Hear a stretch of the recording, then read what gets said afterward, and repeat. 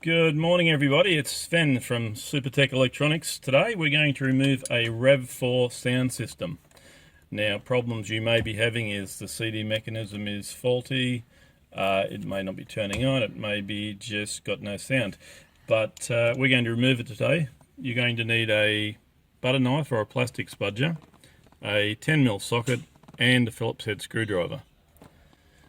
Now, first part of the job is to remove these two silver sections here, and you can do that by getting a spudger under it and they will just clip up. Okay, once you've got those two plastic fascias off from the sides, you'll need to remove that screw and that screw, and once you've done that, that whole section will unclip and that will expose two 10mm bolts one side and two 10mm bolts the other side. You will need an extension for your socket so that you can reach that one down there. We're going to go ahead and remove those four.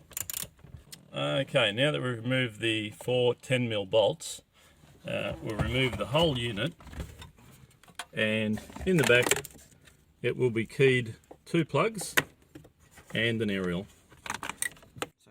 So one aerial, two plugs. Once you remove those, that unit is ready to send off to Supertech Electronics for repair.